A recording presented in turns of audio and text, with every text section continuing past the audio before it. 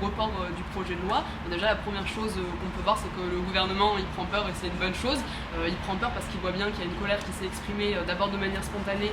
via les réseaux sociaux autour de la pétition, mais une colère qui commence à prendre forme puisque les organisations de jeunesse, qu'elles soient lycéennes ou étudiantes, appellent à une date de mobilisation avec des manifestations un peu partout en France pour le 9 mars. Cette date-là, elle a été rejointe par les organisations syndicales des travailleurs, des salariés, donc c'est une première échéance pour exiger le retrait du projet de loi sans négociation, sans amendement, mais le retrait sans condition. Aujourd'hui, la stratégie du gouvernement, c'est celle du report, c'est d'essayer en fait de faire baisser cette tension-là, d'imposer aussi son calendrier, d'essayer de négocier en fait sur la base de ce projet avec des directions syndicales comme celle de la CFDT. Nous, en fait, il faut qu'on arrive à refuser ce jeu-là. Dans les médias, on nous présente beaucoup en fait ce début de contestation qui serait en fait un peu un duel entre deux gauches, la gauche du gouvernement, de Valls, et de l'autre côté une gauche des frondeurs autour de Martine Aubry, etc. Le message que nous on veut faire passer dans les jeunesses du NPA, c'est que nous on n'est pas en train de préparer les présidentielles, on n'est pas en train de préparer une primaire à gauche, on ne pense pas que ce soit par ces voies-là qu'on pourra attendre du gouvernement, qu'il soit de gauche ou de droite, des réponses claires pour notre camp social, mais on pense qu'il faut qu'on commence à s'organiser, à s'auto-organiser, et ça commence par l'échéance donc du 9 mars. Pour autant aussi, ce qu'on peut remarquer, c'est que si cette stratégie de report elle ne fonctionne pas, c'est parce qu'en fait évidemment cette colère qui s'exprime, ce début de contestation,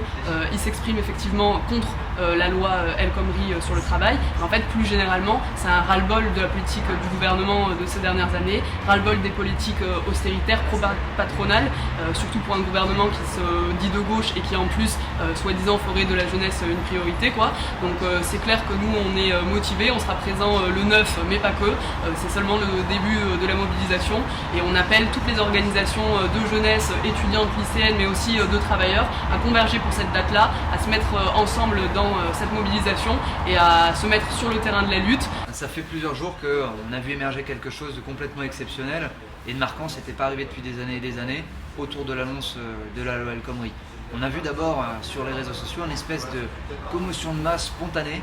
qui s'exprime avec une pétition qui a le plus grand nombre de signatures de tous les temps, le plus grand rythme de signature aussi, et avec un appel qui a émergé par la base à faire grève et à se mobiliser le mercredi 9 et qui a été ensuite repris par les organisations. Je crois qu'il y a plus de 90 000 personnes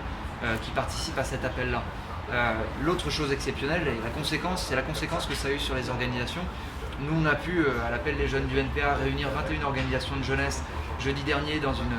grande réunion dans laquelle on s'est entendu avec les autres organisations sur un plan de mobilisation qui commence mercredi 9 mars et qui se poursuivra jusqu'au retrait de la loi. Donc ça fait une dynamique qu'on avait plus depuis des années et qui en fait est à la hauteur d'un sentiment de révolte, d'expérience de colère vécue et réelle pour des millions de salariés, des millions de jeunes, des millions de chômeurs. C'est important, c'est une manifestation qu'on veut organiser qui soit la plus grande possible, où il y ait des blocages de lycées, où il y ait des assemblées générales sur les facs et sur les lycées, où on puisse se retrouver dans la rue et qu'au soir du 9 on soit capable de se donner un calendrier de mobilisation qui se poursuive. Bon, et puis il y a une chose qu'on ne passera pas sous silence, nous les jeunes du NP1, c'est que pendant qu'hier le gouvernement faisait mine de reporter sans la changer la loi El Khomri, il était avec matraque, gaz lacrymogène et incendie en train de détruire la jungle de Calais. Et ça nous rappelle quelque chose, c'est que les attaques contre la jeunesse, contre le mouvement social, elles ont commencé avant, et notamment avec des attaques graves contre les libertés démocratiques, depuis le lendemain des attentats, avec l'état d'urgence, les perquisitions, les assignations à résidence, la déchéance de nationalité. C'est évident qu'il y a une manœuvre qui est en cours pour voir si on peut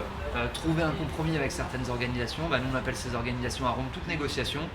et à se mobiliser le 9, à se remobiliser pourquoi pas le 17. Le 22, il y a une date qui est appelée dans la fonction publique. Le 31, c'est la Confédération CGT qui a appelé une date et on s'en emparera aussi. Et il faut imposer une autre démocratie que celle des politiciens qui soient de droite ou gauche et qui font la même politique. Une démocratie qui soit celle des assemblées générales, de la grève, de la rue. Une démocratie qui soit celle du grand nombre, du plus grand nombre. Et qui soit capable de s'emparer de cette question du retrait de la loi El Khomri et d'imposer aussi un programme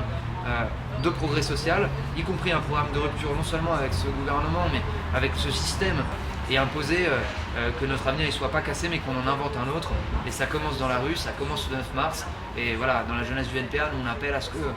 ce commencement, ça soit qu'un début et qu'ensuite on continue le combat comme on disait à d'autres périodes, et c'est ça qu'il faut reprendre, c'est ce drapeau là qu'il faut reprendre.